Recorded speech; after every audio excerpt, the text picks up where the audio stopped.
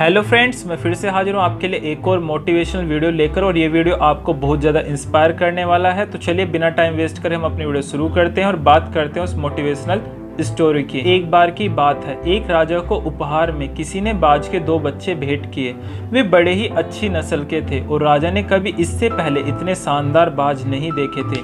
राजा ने उनकी देखभाल के लिए एक अनुभवी आदमी को नियुक्त कर दिया। कुछ समय पश्चात राजा ने देखा कि दोनों बाज काफी बड़े हो चुके थे और वो पहले से भी ज्यादा अच्छे लग रहे थे।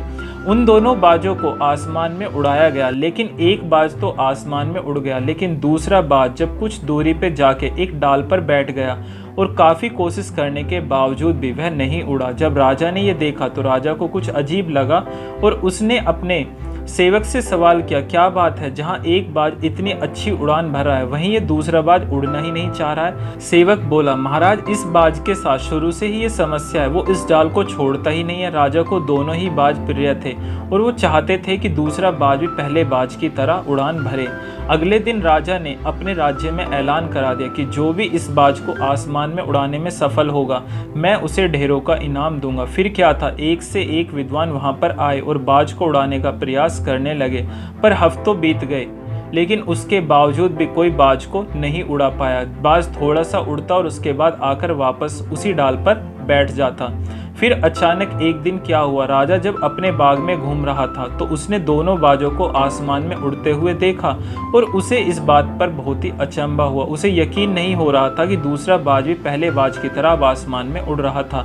राजा ने इसके बारे में पता लगाने की कोशिश की और अपने सेवकों को आदेश दिया कि जाओ उस व्यक्ति को मेरे सामने इस बाज को आसमान में उड़ाया है। वह व्यक्ति कोई और नहीं, एक किसान था। अगले दिन उसे दरबार में पेश किया गया। राजा ने उसे बहुत सारी स्वर्ण मुद्राएं इनाम स्वरूप दी, लेकिन राजा ने उससे पूछा कि आखिर तुमने ऐसा क्या किया था कि ये दूसरा बाज जो है आसमान में उड़ने लगा, जबकि बड़े बड़े विद्वानों ने भी कोशिश की और वो उसको नहीं उड़ा पाए। तुमने ऐसा कौन सा जादू किया था कि ये जो है आसमान में उड़ने लगा? किसान ने महाराज के सामने सर झुकाते हुए कहा, महाराज, मैं तो एक साधारण सा किसान हूँ, मैं ज्ञान की बातें ज्यादा नहीं जानता। मैंने तो बस वो डाल काट दी जिस पर वह बैठने का आदी हो चुका था, और जब वह डाल ही नहीं रही तो वो भी अपने साथी के साथ ऊपर उड़ने लगा।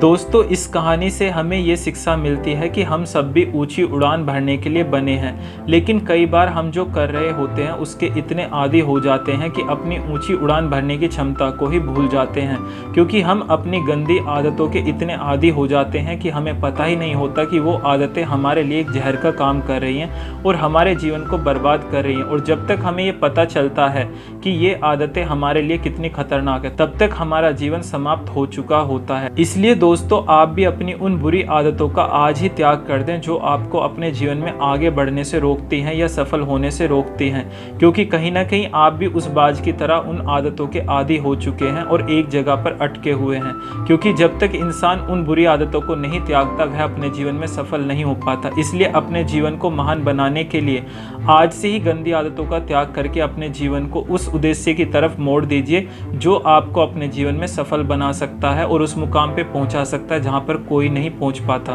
तो दोस्तों, ये वीडियो आपको कैसा लगा हमें कमेंट सेक्शन में जरूर बताएं और ऐसी और भी मोटिवेशनल वीडियो देखने के लिए हमारे चैनल को सब्सक्राइब करना ना भूलें।